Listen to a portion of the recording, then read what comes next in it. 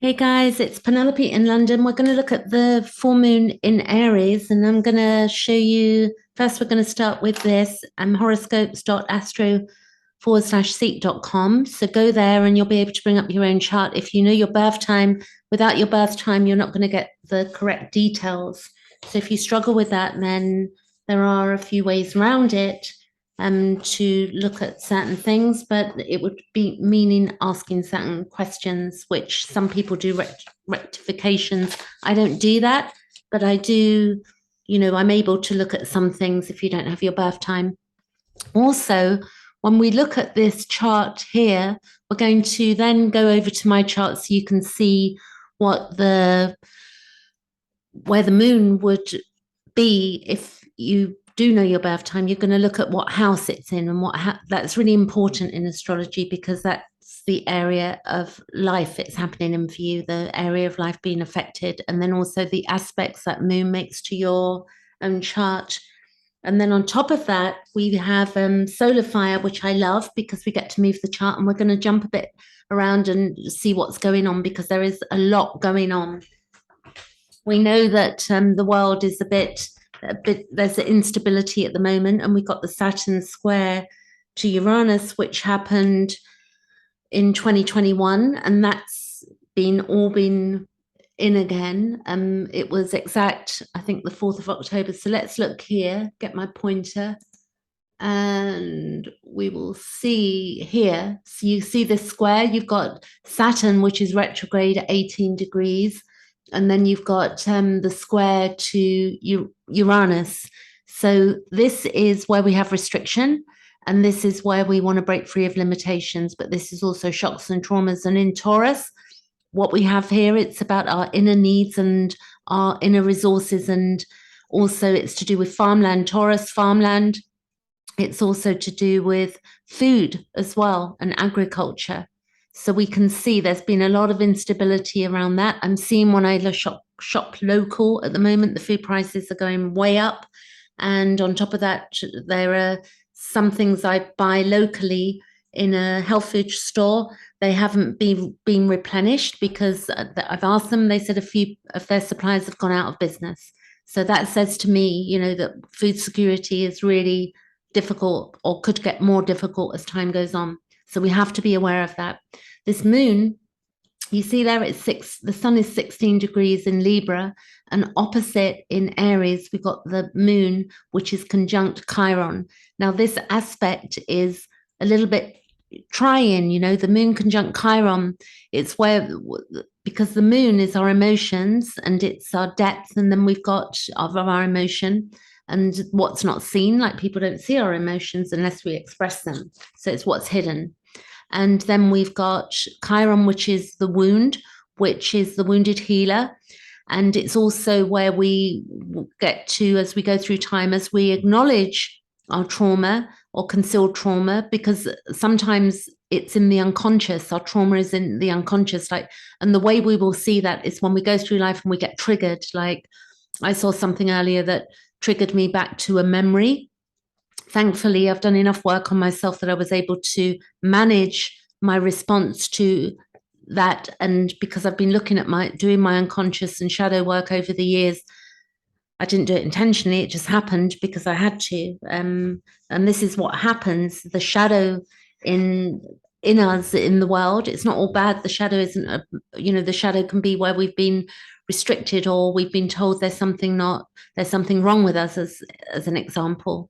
And there can be a shadow in us over that, and it can be debilitating for us until we go to the unconscious and dig in there and look at it. So with that moon conjunct Chiron, this is the collective chart. This is about our emotions, and it's also about the deep healing.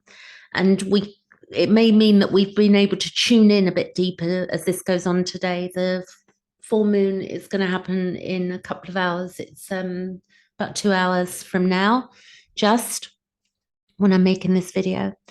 So, and today is the 9th, October the 9th, 2022.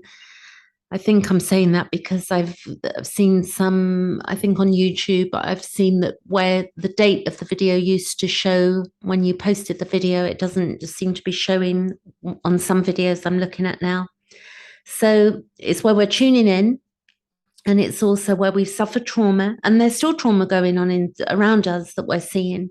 But this is to do with buried events and past events, and healing eventually is possible, but that is through integration. So healing is, Pete Walker says, Pete Walker complex PTSD, healing is not all or nothing.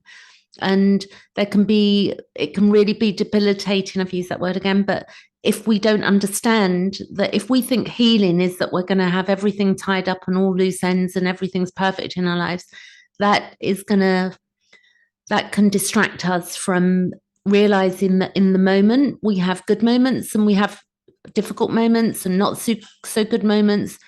We basically are going through a day, and even through an hour, we can go through so many different emotions. We can be okay and then not okay. But then we can speak with our inner child and do some work on ourselves, and then we could, or speak to a friend, and we can begin to rebalance ourselves again. So it's very important to not look at healing as being all or nothing. And that is easier on the soul and ourselves. So acceptance, I didn't like that word years ago and even up until recently, but if somebody says to us, well, you just got to accept that, can be quite hard, and it can also be a bit arrogant when people say that, and then sure, they're not meaning to say that when they do. But coming to acceptance is inner work, and it's not something that we need to be really told. It's like as if we're missing out and that we're doing something wrong. Acceptance comes through time, and it comes through acknowledgement, and it comes through grieving as well, and healthy anger, and many things. If you're working on trauma, get the book Complex PTSD from Surviving to Thriving by Pete Walker. So you can see this is opposite the sun. So if we look at the sun gives life, and the sun is where we shine as well. And it's also, if we look at it as being, the good father, the good, solid, consistent, bringing light to also the mother, can be, joy. It's Leo.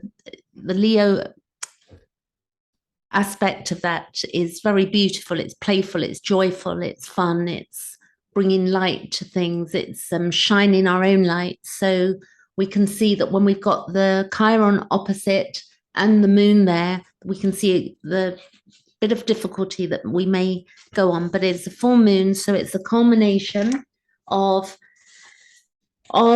reflection. It's also where we're releasing something, but it's also where we can be grateful as well. And we've got our own energy we're all different, we're all unique. And we also want to look at our own charts to see how that plays out, because every chart is different. So somebody born on the same day as me or yourself, as an example, if they were born 2 hours earlier or 2 hours later, or even, I'm just giving you an example here, that would mean that they have a different rising sign. But if you know astrology, you will know that anyway. So the moon, the keywords are, it's our astral inheritance. It's also our memory. It's our moods. It's nourishment. It's nurturing. It's our conditioning, which is really important, because if you think that the moon it's ruled by Cancer, or Cancer and the moon, they go together in astrology. And when we understand that is then opposite to Capricorn, we can see that we've got that conditioning going on because we've got the opposition.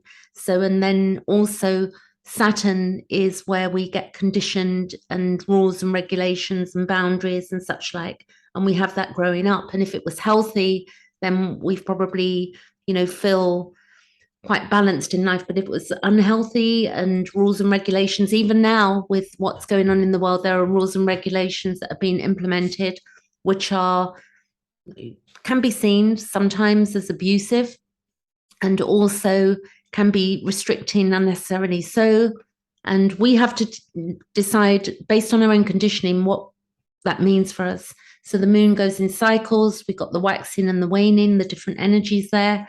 And it's our emotional response. It's also family. Family doesn't have to be birth family. It can be family that we've created ourselves. And if we don't have a direct family, it's a family we can create with our friends and loved ones. It's also our feelings. It's the feminine as well side. And it's to do with our food and fluctuations, our habits, and also our home, which is really important. You know, it's the lowest part of the chart. So if you look here, this is we've got 0 degrees Aries there. You can see that the fourth house and the moon go together, and we can see that it's opposite to Capricorn. And then we can see where it squares as well. You know, it's very interesting when we begin to dig into a chart. Astrology is very rich in psychology, and it would have been used from the beginning of people probably beginning to look at the stars, not the beginning of time. That would maybe be going too far because I don't know when that was. But if we go back 500 years, we know that Galileo and Nostradamus were looking at the stars, and pre that, there's, we know in history and that people have been looking at the stars for a long time, and mythology also links in with the stars also. So it's to do with our roots, and again, the bottom part of the chart, the roots, it's our safety, our security. It's to do with our subconscious and our survival instinct, which we all have. We all want to be here. And it's also our unconscious responses, because we've been conditioned. So sometimes our responses can be like fight, flight, and that would also occur if we feel like our security is being threatened. And we can see here now, if we go back to this, we've got the moon is in the sign of Aries, and you can see it's just gone, it's literally going over Chiron as I'm probably making this right now. So I don't know about you, what you've been, if you've been looking back at some of the things that have happened in your past today, but I've definitely had a few synchronicity, a few moments of synchronicity which were a bit like, oh my God, today. And again, around my safety and security. And sometimes we can be hypervigilant as well and read into things that aren't there. But sometimes synchronicity can be quite mind-blowing, one way of looking at things. I want to look at Venus as well. And if we look at Venus is conjunct the sun here, and we've also got Mercury that just went direct a few days ago. And if we I'm going to look at the sun conjunct Venus, because the sun is also trine Saturn. So we know that when we look at the chart, that a full moon is always when the sun is opposite to the moon, and a new moon is when the sun and the moon are conjunct. So the sun-moon opposition is a full moon, and it is every month, we know that. And it's a good time to plant seeds and of our intentions that we would like to see unfold through the next 2 weeks of this cycle. And we can be successful when we initiate ideas, in a new phase. It's really quite a lovely thing to do. I've got a few things I'm planting my own seeds of what I want to do. So the sun is trine to Saturn. So look here, the sun is trining to Saturn, which is quite supportive. And this is the sun is our vitality. And again, we know Saturn is restriction, but there's a light shining on responsibility, but that can be a good way. It can help us to make progress. It could be slow, but we're making progress. The sun opposing, again, I'm to explain the Chiron to you, but the sun opposing the Chiron, again, the wounded healer, the sun is asking us to acknowledge our trauma. So it's okay to acknowledge it and speak to your friends, if you've got somebody that listens to you, because we do need people to hear our story and not just tell us to let it go and get over it and do the spiritual bypassing stuff. We need people who equally hear us, but who we do for them as well, equally listen to them. It's really important. So it could be long buried events, but the healing is possible. Profound integration, I would say, because we're all going to look at healing in a different way. And then we've got this square going on with Saturn, and the Saturn Uranus square, which will, after this, it's going to go direct and then it will move on. And I will say that Uranus takes 84 years to move around the chart, and Saturn takes 29 years, roughly. And so Saturn is the thing that's going to be, when it goes direct, it's going to move off. And that's, I'll show you that on Solar Fire. So we know that Saturn is the restriction and Uranus is to do with revolution. And this is a dynamic aspect. And globally, we're trying to break free from the old and outworn, and also traditions as well, because Saturn is to do with Capricorn and the traditions that are held in place. We've seen a lot of changes. You know, I'm in the UK, and we know that there was big events here with royalty and such like. I'm not into patriarchal royalty stuff like that myself, but some people are, and that's fine. It's just that we're all up to different things on earth and different belief systems. But for me, that's more old school for me. It's like I don't think it's inclusive and enough for me, and that I don't like the hierarchical systems that are in place. There are some things that are good, but as it says with the Saturn Uranus, we want authority that's healthy, like a healthy parent. And it seems that authority in some places is a bit out of control. So we're gradually replacing the old, and it's not without a struggle. So this is a struggle for us. And we're going back to, if we go back to when it was last conjunct, we can see. So we may be seeing, as we go ahead now, some restrictions taking place. And we got the financial stuff going on, which is chaotic. And the digital coin, the central bank digital coins idea. If you look at certain web pages you look at the Bank of England, you look at the Fed and stuff like that, it's in the pipeline. They're talking about this. And then we go to the pipelines again, fuel, food. We've got a lot going on. So restrictions in different areas, maybe on what foods are available, or also what fuel is available, because again, this is in Taurus. And when we've got this North Node, which is helping us to break free of limitations and, create our values and needs. What are our values and needs, and what can we do for ourselves? The North Node is asking that in Taurus, and to support each other.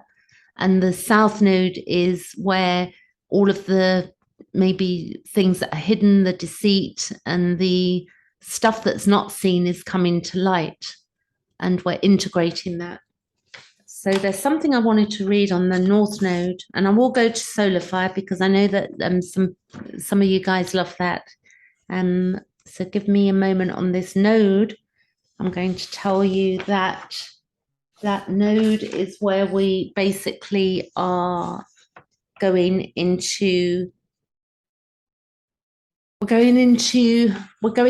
basically supporting each other. I was looking for a bit of paper that I had, but I can't find it. In fact, I can, because it was important. But coming back to that moon, let's look at this. The moon in Aries, it's a feeling of uncertainty, which I felt today. But it can make us solve problems, faster. We don't want to rush, and we want to slow down, and we want to proceed at our own comfortable pace. We also know that Aries is where there can be anxiety of separation, because if you think that it's the first sign of the zodiac, so when we're babies, the separation, anxiety of separation, when you think of a baby that comes out of the womb, think about how that, if you picture that or think about that, what it looks like. And there can be anger, rage. You can think of the baby like crying. It's like, you've taken me out of the womb sort of idea. It's our desires and it's desire nature. It's our identity. We want freedom and independence. It is war. It's Aries and Mars. It's also where we can be the loner, the warrior, the self. It's our sexual instinct. It can be violence. It's impatience, limitations. It's also where we have intolerance for weakness and even our own. We can be intolerant with ourselves, but we need to be loving with ourselves. And definitely, the more loving we get with ourselves, the more so we are with others naturally. We might want to be like a superhuman, and it can also be quite narcissistic. It doesn't mean that Aries is narcissistic, but the idea is that the first couple of years we're born, and then in the first 2 years we realize that we're separate to the parental birth mother, and we need to have a period of time. People call it the terrible twos, which is the wrong name for it, but where a child realizes it's separate and they've got their own identity. It's really, really important. And then we have that later in our lives as well when we get to teenagers. It's where we pioneer, and it can also be the warrior. So it's a beautiful archetype, Aries. And Mars is in the Gemini. And what we've got here is that that's going to be going retrograde. I'll show you on solar fire as well. And what else? And Venus in the sign of Libra. Venus in Libra is where we have a need for friends and companionship. It's to do with teachers, finding balance through extremes and relating to self. And it's to do with our work and hobbies. It's very beautiful, Venus in Libra, because it's also where we have beauty, a lot of beauty, seventh house as well, traditionally. And then it's in relation to others, and it can be music, harmony, and it's also where we need to be flexible as well. And you can see again, that's all in opposition. So what does the Venus opposition to Chiron? So we know that Venus is our inner needs. It's also beauty, money, and love. And opposite to Chiron, it's possible relationship wounds can come up and reveal hidden issues that have been walled away. So that may happen for some of us, or in an area of life as well. And it can be where we want to relate to others, and we may have difficulty with that, or we may not have difficulty with that, because that Venus may be aspecting beautifully in our chart and up to other things. So it's not all doom and gloom when you look at astrology, and nothing's written in stone. And Venus, the inner planets move quite quickly, like Mercury, Venus, and Mars. They're moving at quite a steady pace, and they're moving through the chart quite quickly. And the moon, we know, is every 28 days. Venus is 224, 26, something like that. And Mars takes about 2 years, and then we have our Mars return every 2 years. So we do know with the Venus in opposition to Chiron, it can make us more conscious of our behavior, and again lead to some healing. So it's quite beautiful. And then Mercury is going to be moving into Libra as well. So let's go over to my chart, and you can see where this is playing out. And I will say that we've got, before I go, that Saturn is square to the nodes as well as that Uranus. So we can see this is going to be the coming months. We're going to see probably some restrictions going on. So be aware of that. Make sure you're organizing your life, that you've got, extra food in the house, you've got some torches. I know this sounds like Armageddon, but make sure, because I've seen in the UK, they said that they would be rolling out 3-hour power cuts potentially. Now, reading that, I would say that when they're saying that, it's probably more likely to be the case that they will do that. And why that is the case, when we begin to look at the infrastructure of things throughout the world, there are some things I've been reading that don't line up with the news that the general media because when we look at who owns the media, generally the media that we see everywhere on, I don't watch TV, or I don't need to tell you that, but I'm just giving you an idea. I don't watch, you know, I don't read newspapers and that as such, but I've got certain emails I get through certain individuals that are really helpful through Substack. And also there's Catherine Austin Fitz. I highly recommend that you look at some of her free material. She's got a brilliant show called Financial Rebellion, which is, if you just Google that, I highly recommend, because you will get different types of information there that are not so mainstream. So now I'm going to go to share. I'm going to go back to my chart here. Let's see. I'm going to make sure I'm sharing the right chart. Okay, so for me, you can see that this is happening in my 5th house, just about. Chiron's just moved into my 5th house, which is really beautifully healing for me. I had my Chiron return in 2017. So there's my Chiron at 25 degrees Pisces on my IC with Saturn. A lot of hardship there, but through doing my inner work and through I didn't basically set out to do it. It's just that stuff happens in life, and then we might have a reaction to a current event, which will set off a stream of events that begin to help us to look at our unconscious stuff. And, you know, for many years, I dissociated from my trauma because I wouldn't have been able to handle it. So I did that through alcohol. I did it through smoking cigarettes. I didn't do it through food. Like some people will do it through food. We've all got addictions to some degree that we use to keep ourselves regulated. So we don't want to be ashamed of those. But at some point, when we begin to look at the unconscious stuff and we begin to work at integrating that and healing that, what happens is that the things that we've used become, we don't need them. This is really interesting about, you know, when we try and stop doing something, it can be extremely difficult because the unconscious won't allow us to knock something on the head that we're trying to let go of. So people might be smoking and say, I really want to stop, or overeating, or, you know, codependent relationships or stuff like that. So there's ways around it. I'm doing a diploma in clinical hypnosis, so I'll be up for that work. And my exam's next year, in 5th of August next year. I've just started this course, but I'll be doing relaxation techniques and helping people. And I will share more of that information as I go on, and maybe some regression as well. That will be interesting. So this moon for me is doing some nice stuff as well for me, which is quite lovely. The moon is trying to, you can't see, but my partner of fortune is at 14 degrees of Sagittarius. You can't see it on this chart. And that is trining for me there.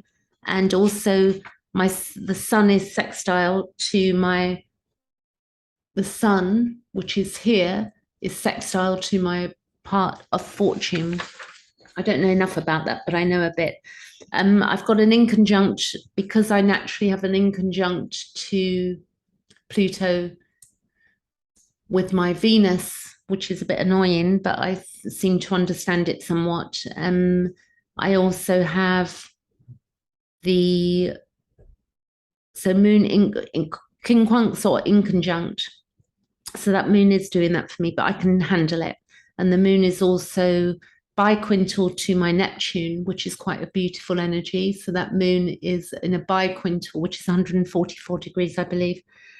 And then the moon is also in an inconjunct to my Uranus up there. So, you know, that could, but again, I've got other good stuff going on. The moon is conjunct to my Venus, which is quite beautiful. The moon is sextile to my moon. So look here. And the reason I'm showing you this is so that when you look at your own chart, you're able to maybe figure out something about your own chart as well. So look, the moon is conjunct my Venus, but it's in a sextile to my own moon, which is beautiful. And I've got the sun's semi-sextile to my Pluto. So I've got a lot of support going on in this chart. So that's a 30-degree there. Can you see there? The sun to my Pluto.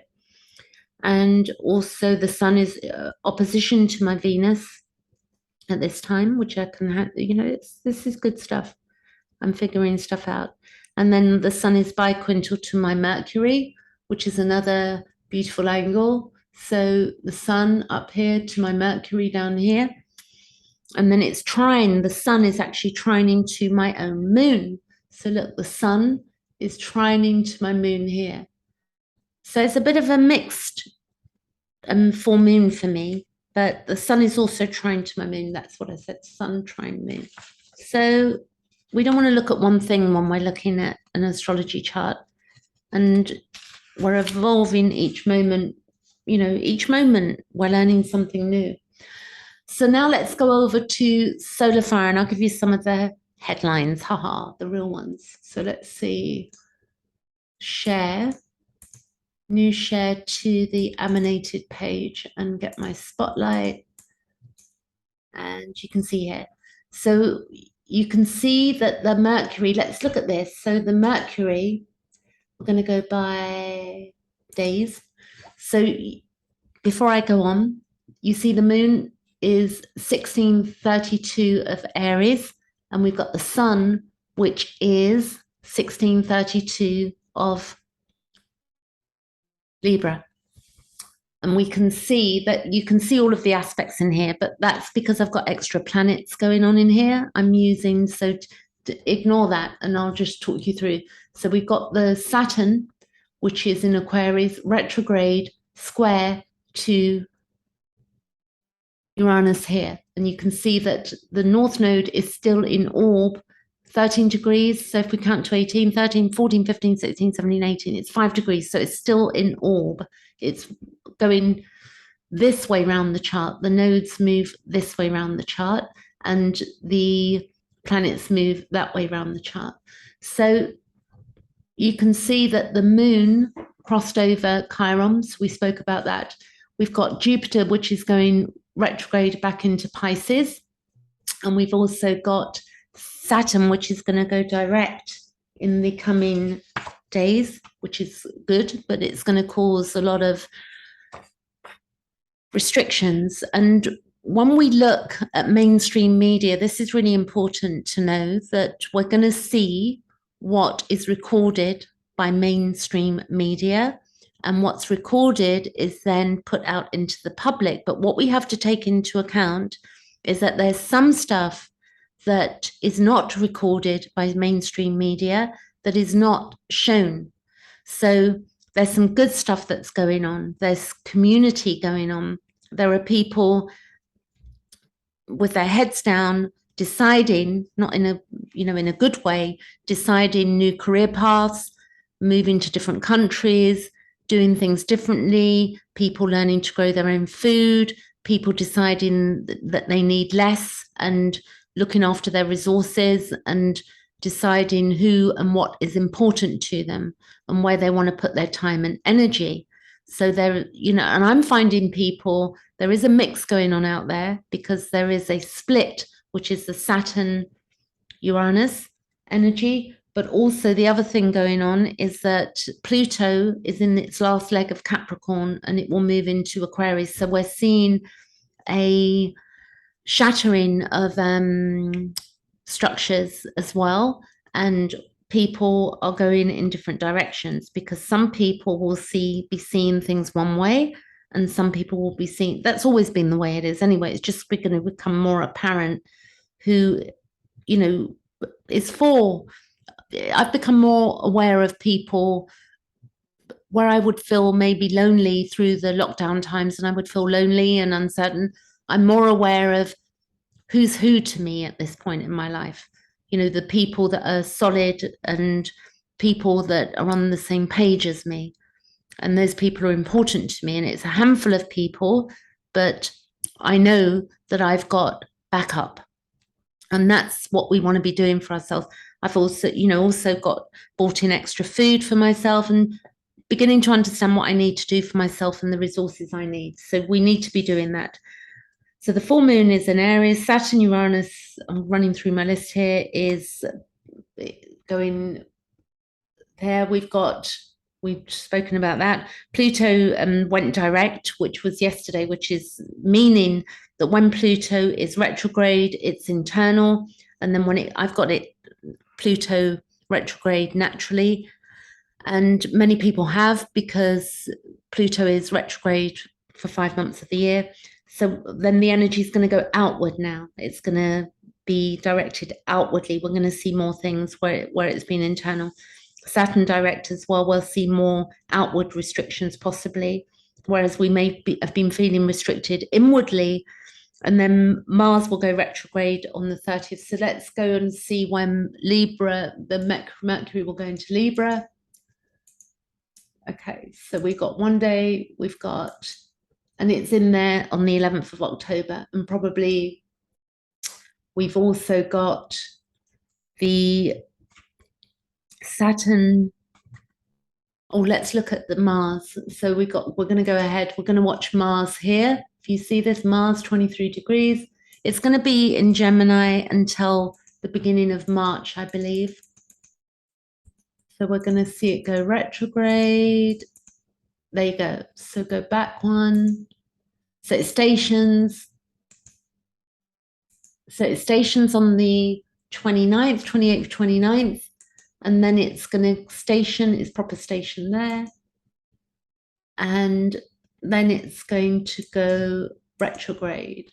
And it's going to be in Gemini all the way back. I think it goes back to 8 degrees. We can check that. We can go weeks ahead. I'm going quickly. Goes back to 8 degrees, and then it goes direct again. And it will be there.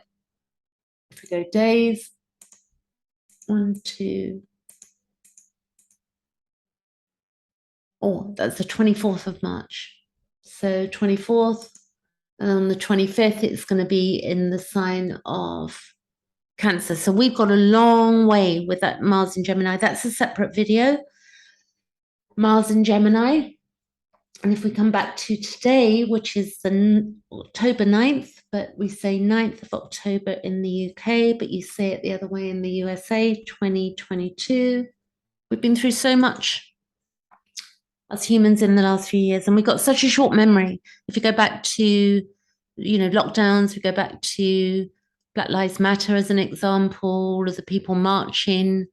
We go back to what happened in the White House, January 2020, 22, was it 2022, I believe? I'm getting stuck. Yeah, it was. I'm in the UK, so I don't recall all of the US news. But the Saturn, let's look at that. So Saturn at 18 degrees, we're going days ahead, retrograde. There, we're looking here. 1, 2, 3. They get stations, 23rd of October station, and it's direct on the 24th of October. Maybe the 23rd, it depends. I'm not going to mess around with hours and minutes here, but then it goes direct. So if we go forward with that, let's have a look. Let's go by, I'm going to do days and just keep moving quickly here. So it's 18 degrees.